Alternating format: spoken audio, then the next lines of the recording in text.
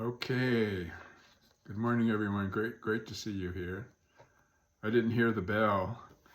I heard the sound of no bell ringing, which is fine. So today we have Earth as a solid place of refuge from Thay. I have a little bit of an issue with calling it a solid place of refuge.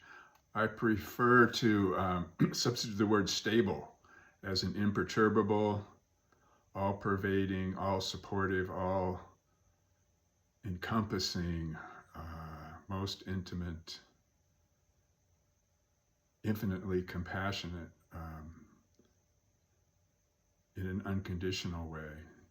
That stability, that support that Buddha realized when he touched the earth. And said, the earth is my witness, in response to Mara's kind of feeble questioning. Who are you to say that in 24 hours you could attain the greatest awakening?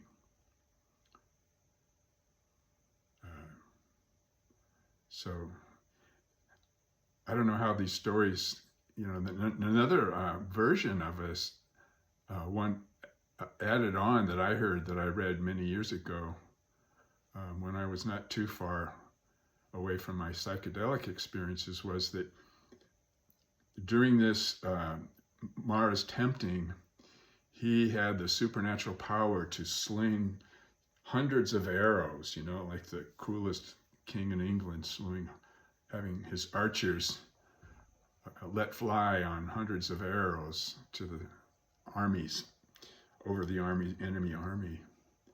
And that Buddha just looked up, and the earth, as his witness, immediately changed them into flowers in the air, and they peacefully floated to the ground.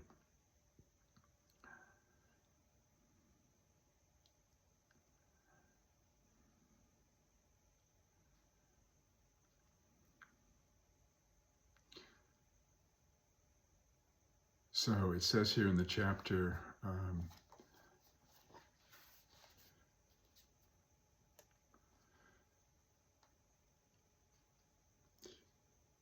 Lord Buddha, when Mara asked you these questions, you put your right hand down, touched the earth, and you said to Mara, the earth is my witness that what I say is the truth.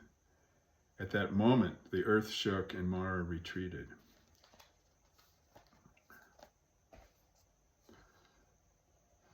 So the reason I picked the Rumi poem of the atoms is because all of the teachers and all the different traditions I've studied, and Thay also,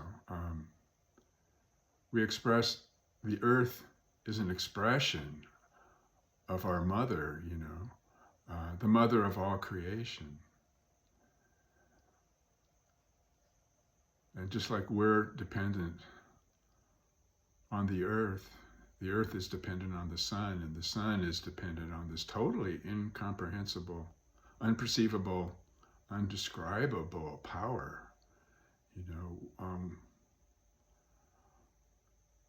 In a way, I feel so inadequate to try and speak about it.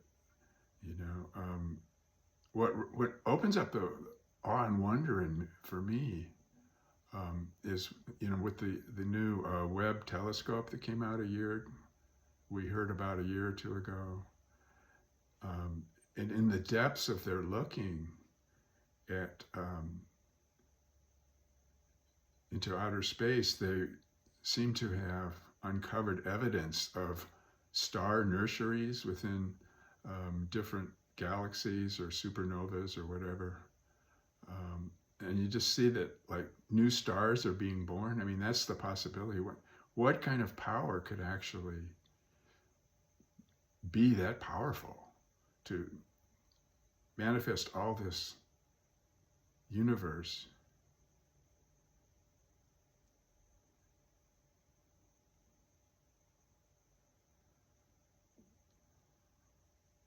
So I'm kind of at loss for words to even think about that. But think of Earth as all these atoms dancing, as us, all these atoms dancing. The aliveness of it all. It's all beings together attaining the way.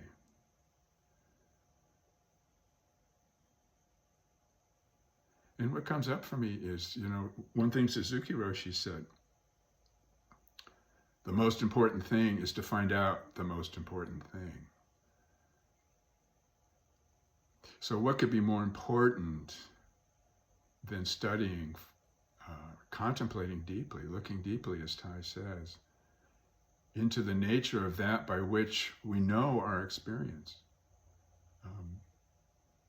are aware, the nature of that by which we are aware of, by which we experience and by which we witness experience happening.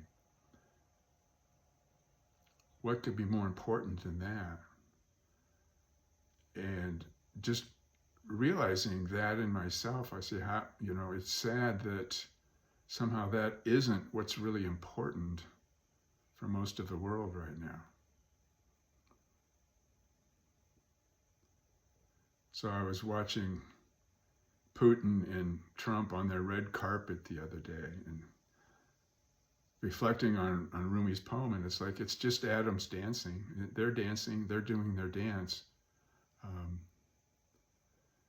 in the face of all this murderous, violent suffering that's being produced by the two of them together. And they're ignorant of it. And I feel compassion for them. It's sad, but it's never really helped me to resist the suffering of other people. I've had, like I've shared here, I've had 2 siblings that committed suicide. And I tried really hard to share the wisdom and the love that I have, as feeble as that is, on my own. But somehow the power of all beings together is ever present, is unconditionally accepting, is imperturbable.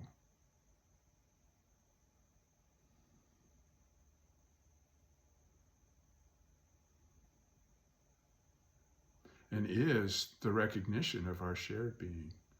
And somehow, that which has been present every moment of our life has that power that isn't stained by experience and is just effortlessly aware all the time.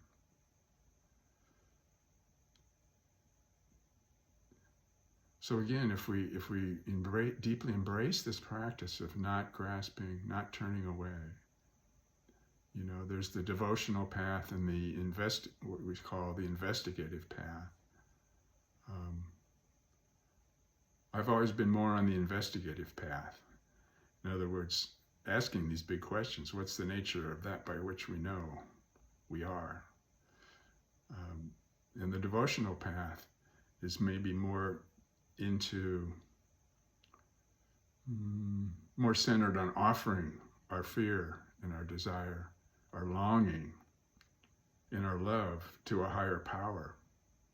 But if we really embrace that devotional path, it becomes more centered on offering our fear to the higher power. But that is gradually discovered, if we stay with it, not to be other than ourself, our whole self, or our Buddha nature.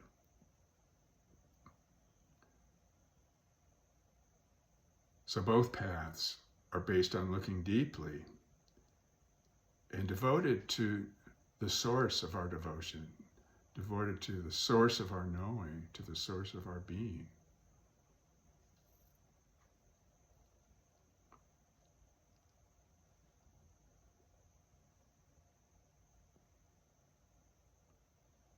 And both paths concentrate on letting go of discursive thought, by repeating the name of God or the name of Buddha, or endlessly praising the Buddha, if you're a Buddhist.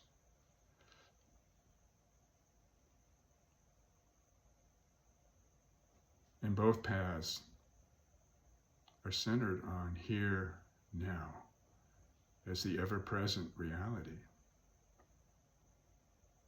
And one master was asked,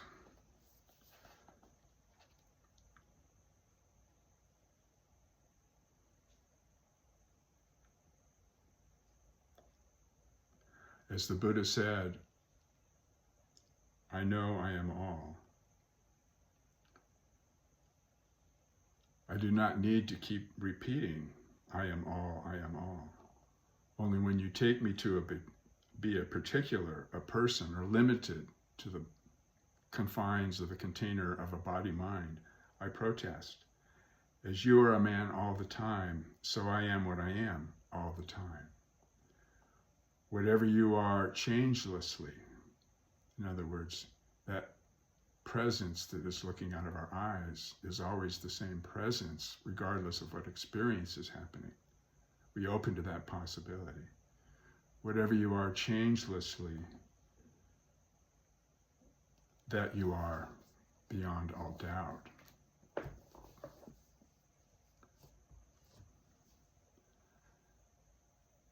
You know, and Thay had that famous saying of his, that all manifestations, all experiences are impermanent and are subject to birth and death. But if we remove the thoughts of birth and death, then that thundering silence is called great joy. That's the liberation. So when we realize in the depths of our being that we don't share the limits of a body-mind, a separate body-mind, or the limits of thinking or feeling, seeing or hearing, when we realize that we are everything, Thay says, then fear dissolves and great compassion can be offered to all beings.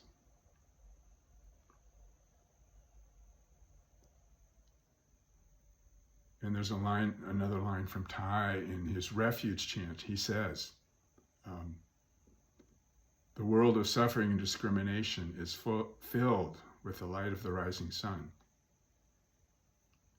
Can be transformed into that love that Rumi talks about when he says, after all this time, the sun has never said to the earth, you owe me. Look what happens with love like that. It lights up the sky. So we open to that possibility, and we can reinvigorate our aspiration to save all beings from suffering by reading the great devotional words of Buddha and of Thay. So thanks.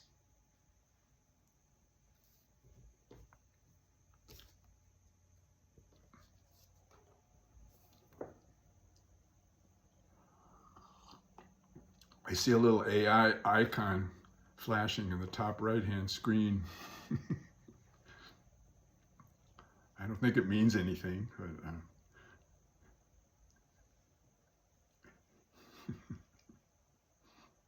Well, I will just say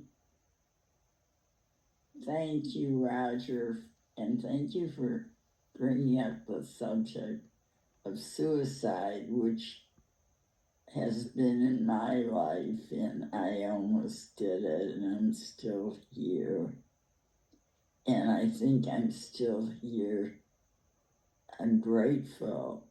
And if we do come back, I hope we all know each other again. I saw something on 60 Minutes. In Japan, people are having relationships with robots. I mean, like romantic. They sleep with them. It was so bizarre, and I thought, this isn't science fiction.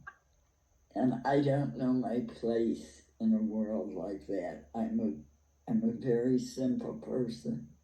You know, I actually liked farming. I worked on an organic farm in Wisconsin, pulling weeds. And I mean, that's my speed, washing dishes, doing what we call menial tasks.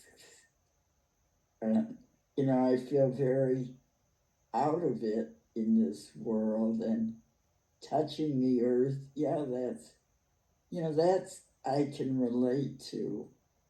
And it's funny that AI companion came on with this talk about connecting to the earth and connecting to people. And I don't want to connect to a robot. I just, I like hearing you talk. It was nice. And I just want to say thank you. And I think we live in a sort of Dr. Strangelove reality now. It's gotten more like that movie. And it's hard.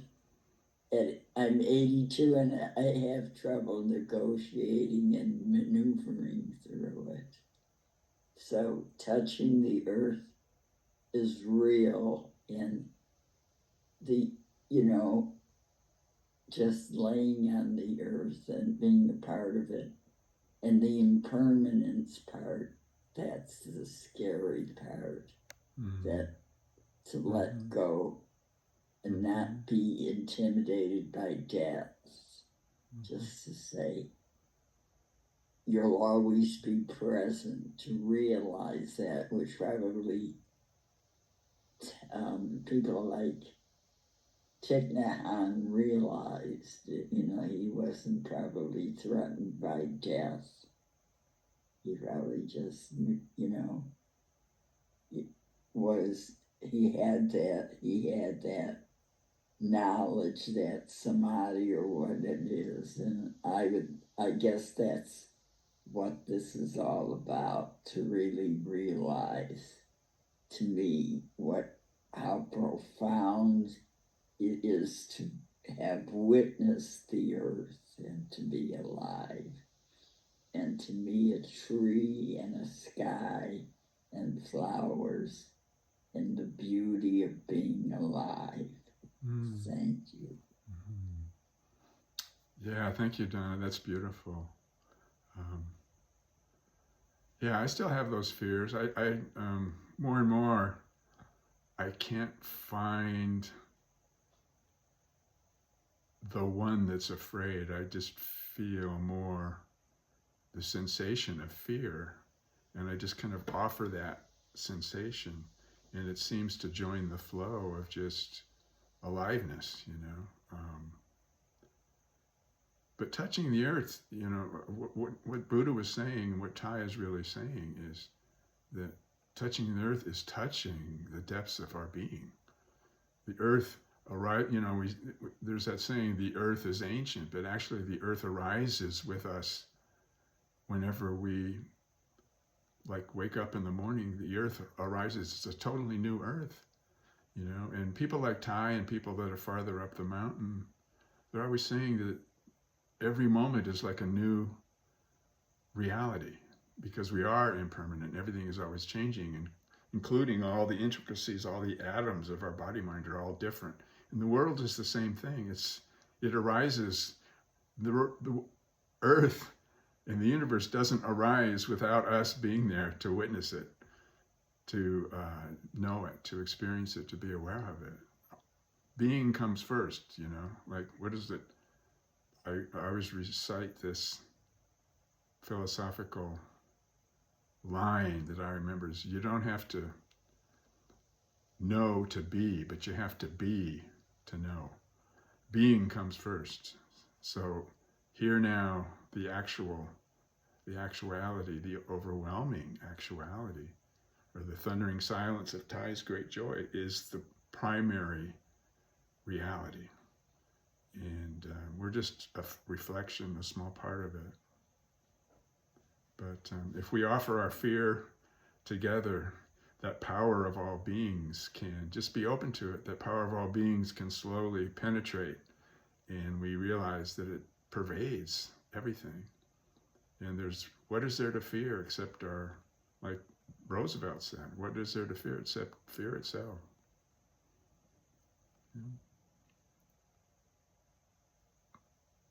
Thank you, Roger. I'm in Vermont for 8 days. I'm away from my harvest. We're harvesting back in the village right now, and we're harvesting basil. We made a big thing of pesto. We're harvesting tomatoes. We're making huge batches of tomato sauce. We're putting stuff by. They call it. You know, they're harvesting for the winter time, and our corn, everything's coming in. I would say if you can't do that, if you're in an apartment somewhere, cook. You know, go to the store today and buy 6 tomatoes and some basil and something, and a knife, and cook. And that's the same thing as gardening. Harvest in your own home. You'll do that.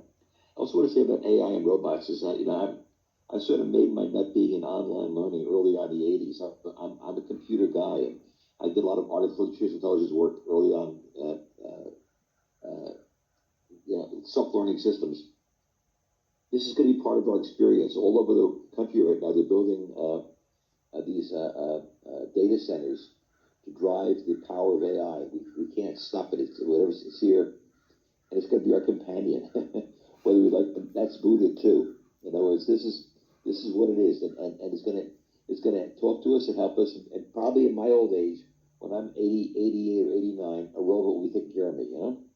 It's probably more humane than some Filipino, from who's come here specifically for that. Probably more humane for the Filipinos, I guess. They can stay home and garden there, I guess. But I just want to say is that whatever's happening in this world right now, it's happening very fast between the AI farms and the Bitcoin factories and the fascism. It's all sort of one sort of thing, and it's planet wide. It's sort of happening right now. And we're sort of rolling into this dark cloud at the same time as it's Buddha.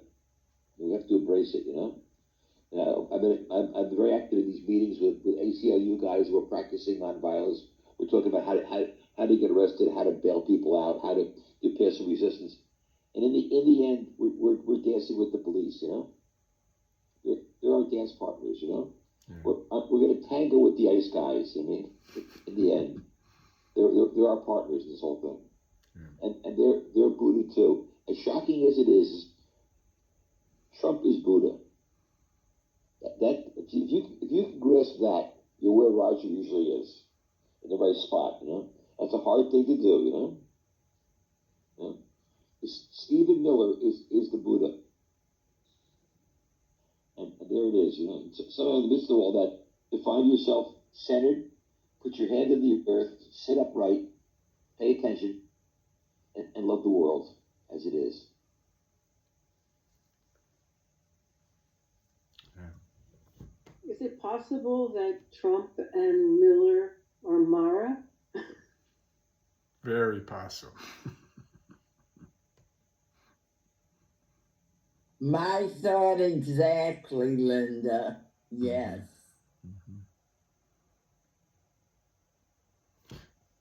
Yeah, and maybe like Joanna Macy. We talked about her, didn't we, in the group here? I'm pretty sure we did not too long ago. Joanna Macy is a woman, a longtime practitioner. And what she said was the Shambhala warriors, their wisdom and great compassion can disarm Mara. They can disarm the Maras of the world, Putin and Trump. I don't know what it'll take to make them retreat, but we open to that possibility because impermanence, for all the scary stuff about impermanence, one positive thing about it is it means everything is possible. Nothing is impossible.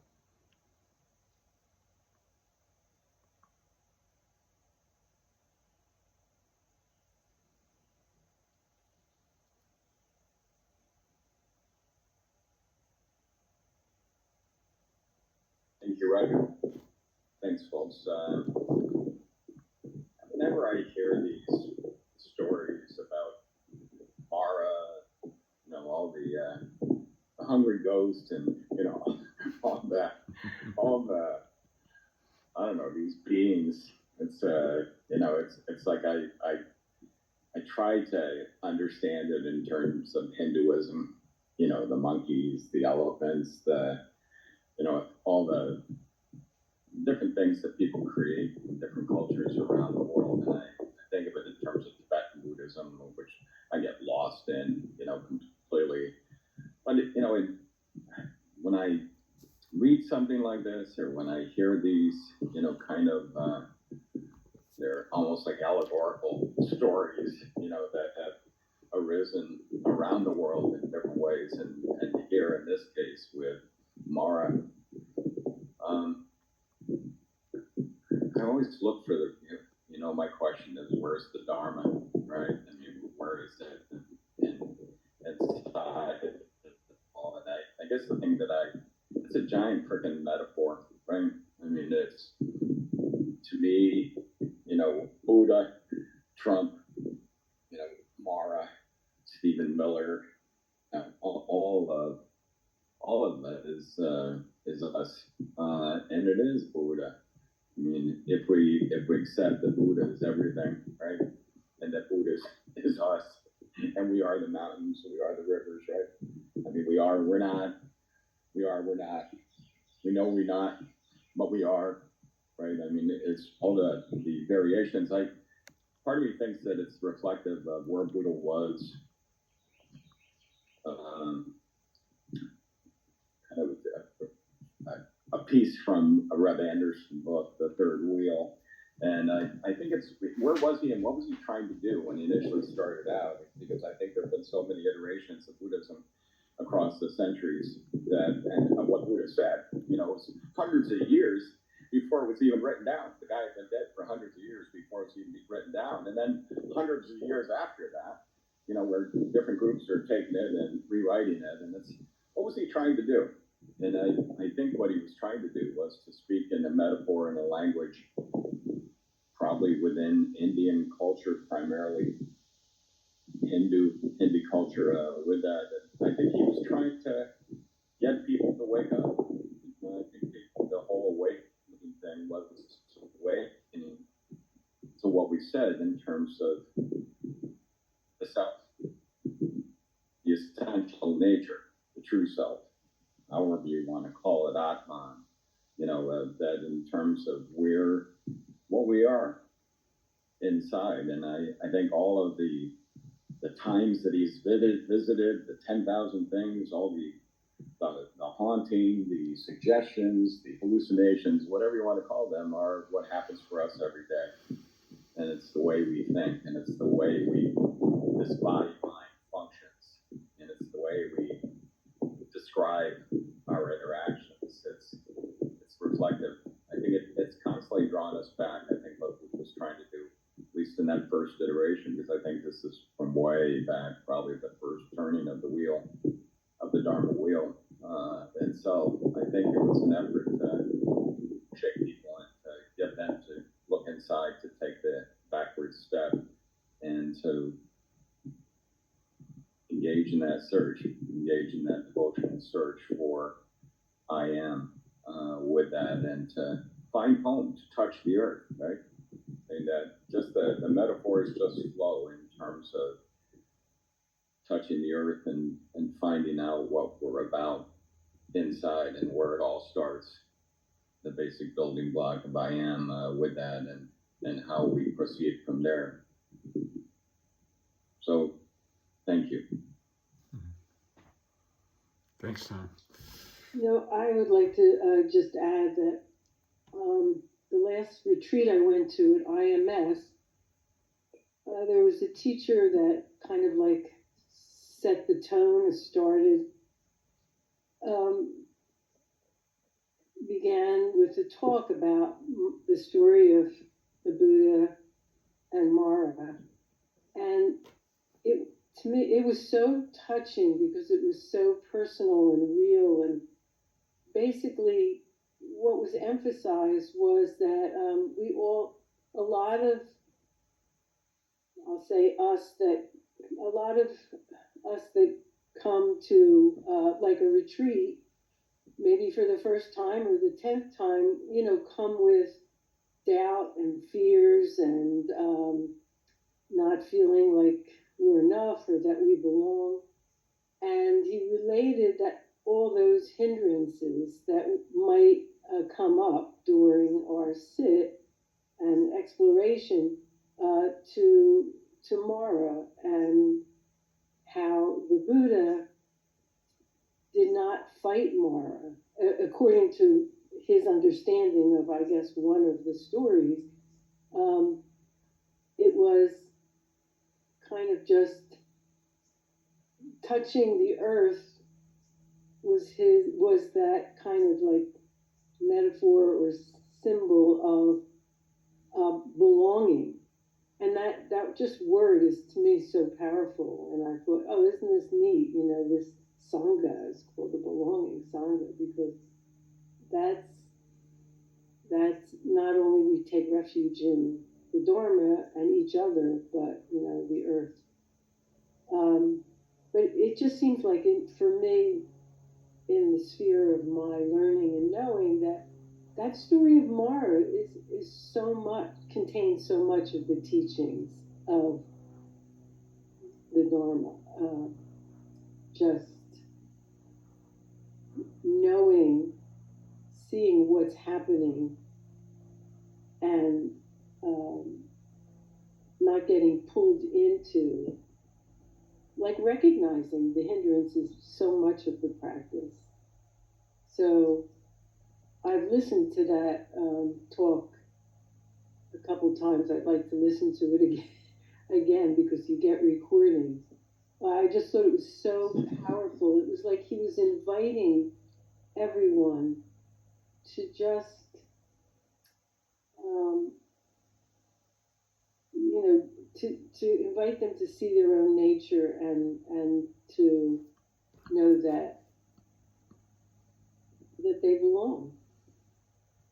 That anything that happens is okay. It's just the way it is. So, yes, thank you. Yeah, that's why I emphasized that Buddha touching the earth and all beings together, that power there. And that includes Mara, you know, and he didn't fight Mara because Mara was him.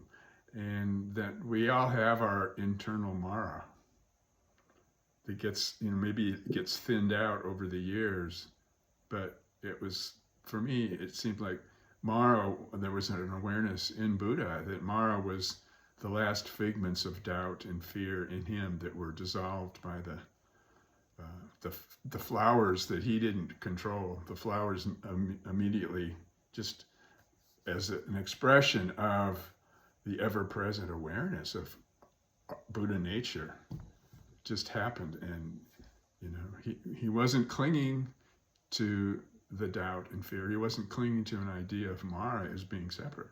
It includes Mara. And that the power of all beings together is what, it touches the depths of personality, but goes beyond. That what we think of as a person is not limited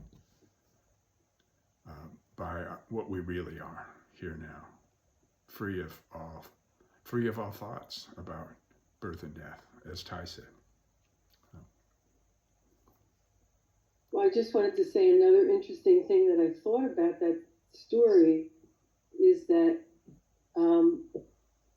that there was a woman, I don't know if there was a name, that kind of nursed him back to health when he went to the extremes of starvation and denial and not taking care of his body, or maybe even understanding why that was important. And I don't know, it seems so like mythical that there's a woman that kind of saves the Buddha. And the role of women, I don't know that much about, you know, how that is in all the stories and iterations of Buddhism in different cultures, but I just think that's, you know, I was just thinking, I don't know even that much about Catholicism and the story of Jesus, but I think of like Mary, like these mythical women that are so much a part of the story of men. Yeah, I mean, if the world kind of turns around and becomes more spiritual. Like there's a kind of a world consciousness, an evolution of consciousness that happens faster than we can see it happening right now. It will have a lot to do with women because, you know, the feminine principle and the receptivity aspect of that.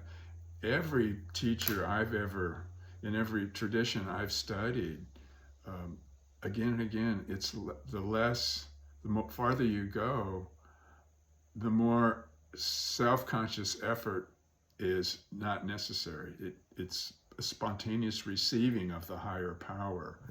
And that is much more powerful than this fragile little male power that is becoming increasingly obvious in its toxic aspects, you know. I'm not like a feminist in that way, but yeah, the power, the greater power embraces, is beyond the confines of male and female. So there will be a more integration and a real appreciation of the depth of the strength of the feminine. Yeah. I would just like to say in Kabbalah of Judaism, there's the Shekinah, which is the feminine part of God. Mm-hmm. So Mm-hmm. there's that, they just suppress that, Yeah. you know, in practice. But in modern renewal Judaism and all the more modern approaches bring that up.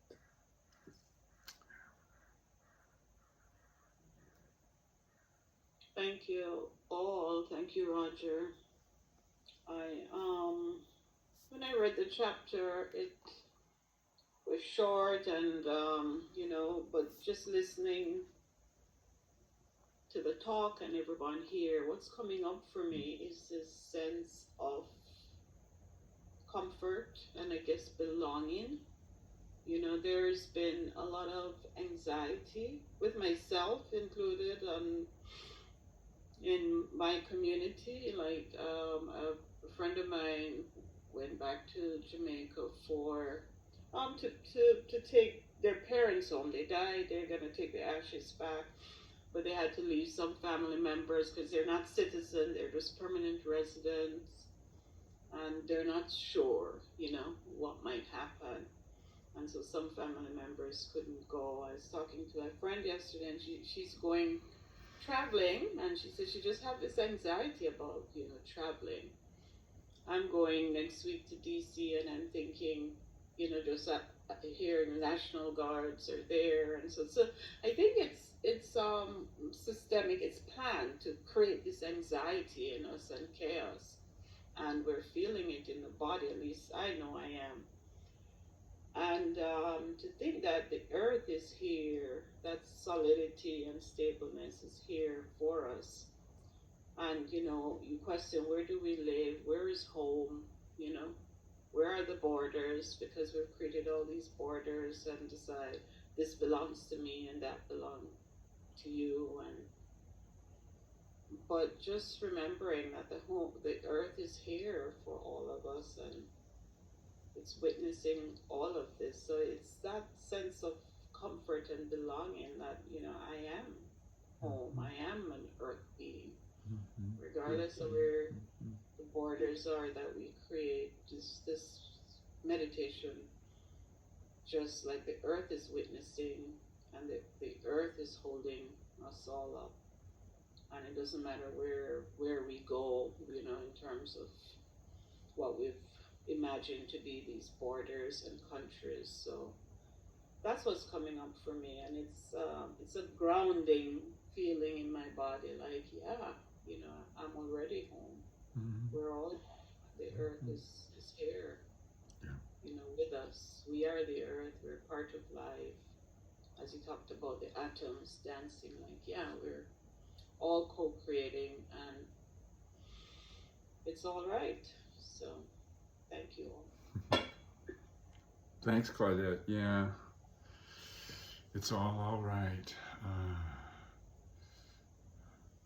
Yeah, you know, and even like one teacher in the Hindu tradition, Yogananda, who came from India to America in 1920, you know, and man, I mean, things were more primitive here then, but he suffered a lot, but he had the strength, the inner strength, you know, to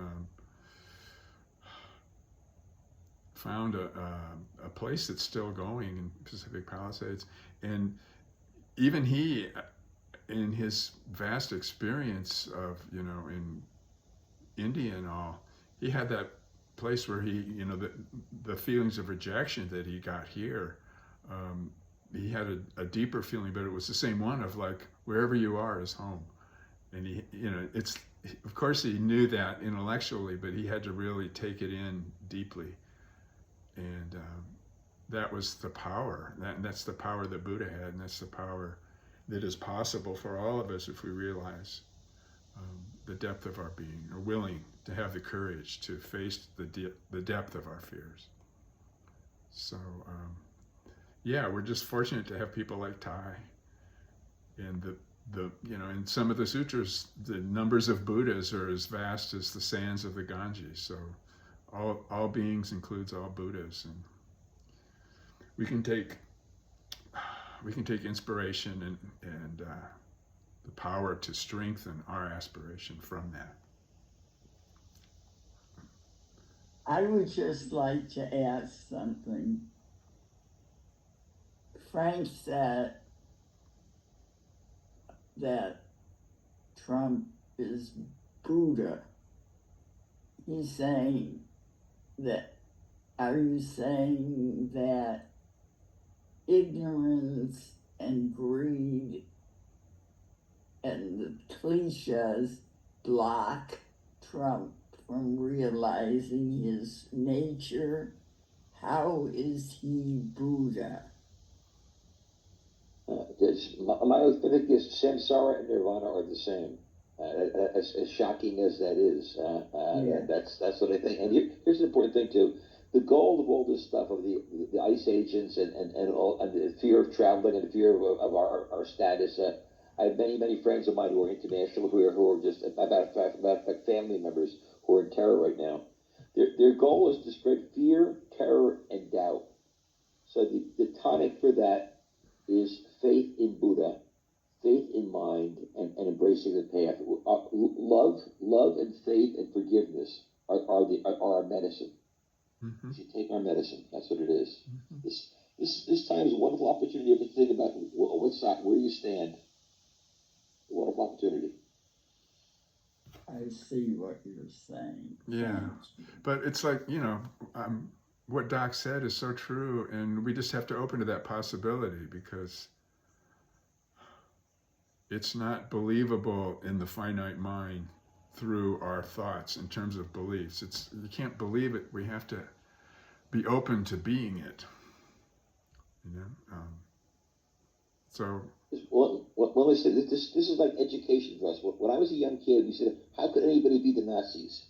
How could they have concentration camps? Who are these people? They're Germans. It must be a German thing. It's horrible. We found out now it's us, right? We're learning it wasn't them. It wasn't German. It wasn't Hitler. It's you and me. You know? Boy, what a lesson. Yeah, and if we, you know, I'm more in the investigative path at times, and the investigative path is, can you find the separation? Can you find the entities? There's no entities that have ever been found. Matter as a reality has never been found.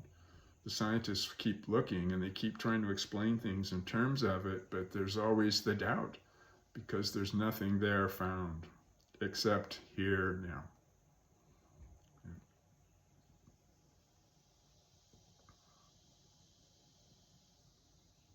Linda, you're muted.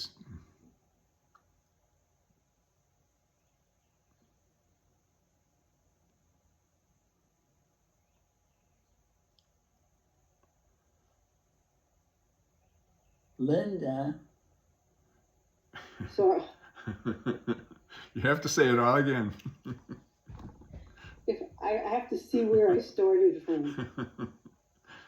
Well, I was just thinking that I'm not disputing anything that was said, but maybe I'm questioning that the idea though that pain is real, the pain that is inflicted on those people that are being detained and thrown in prisons in other countries, and it's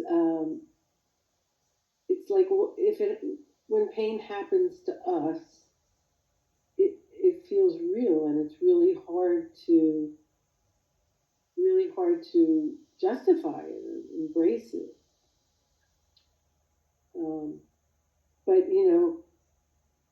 I think that, I mean, this is just my own speculation, that Trump really longs more than anything down deep underneath, probably for love. For and he sure. tries to find it in these Mhm. very weird ways that I wonder if he'll ever find his Buddha nature. Yeah. Yeah. Well, I mean, pain is real. Everything is very, very real. And pain can, in some ways, is often been explained as more valuable because it challenges the assumption that there is a separate self. It challenges our resistance. We kind of have to really let go of our assumptions when we're in deep pain. But Buddha's realization is also, in the investigative path, is saying that everything is acceptable. And Zen masters are saying that it is possible to accept it. And as real as it is, we can open to the possibility that it's not what it appears to be. It's not confined into ideas of horror and this. As horrible as it seems and as is experienced, in the depth of that, experientially, I've found that helps me, that it can hurt more. It's the hurt, the extreme intensity of the hurt can bother you less if you just let it be as tense as it needs to be. And to recognize that it's also calling for compassion.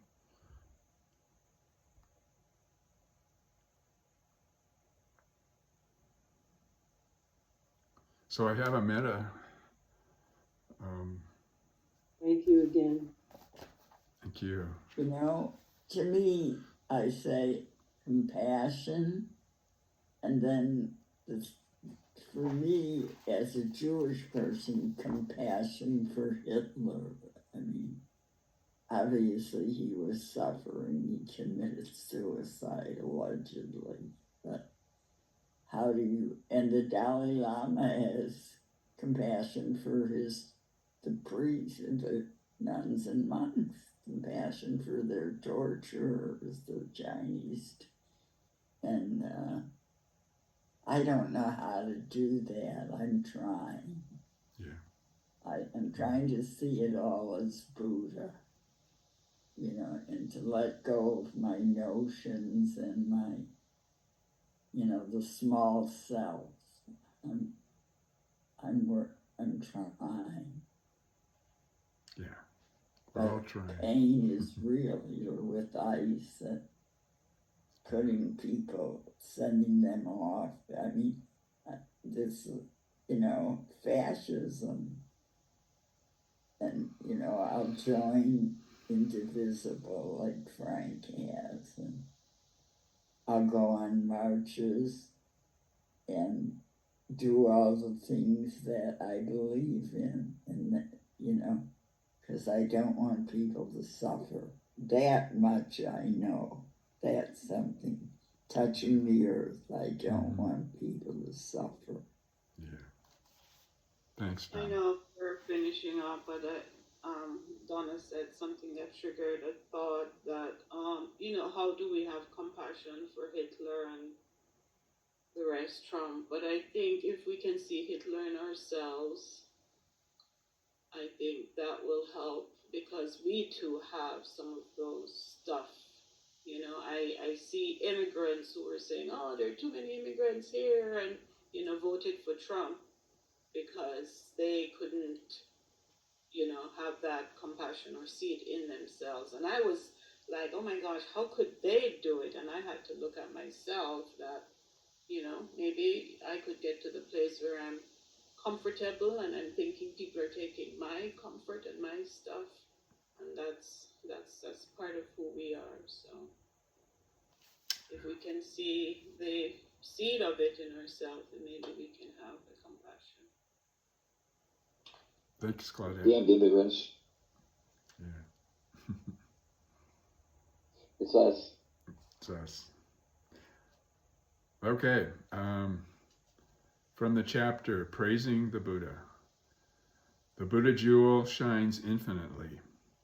He has realized enlightenment for countless lifetimes. The beauty and stability of a Buddha sitting can be seen in mountains and rivers. How splendid is the Vulture Peak. How beautiful the light that shines forth from Buddha's third eye, illuminating the 6 dark paths. The Nagapushpa assembly will be our next appointment. For the continuation of the true teachings and practices, we take refuge in the Buddha, ever present, here, now.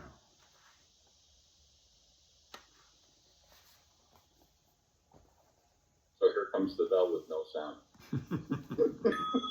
And it has sound.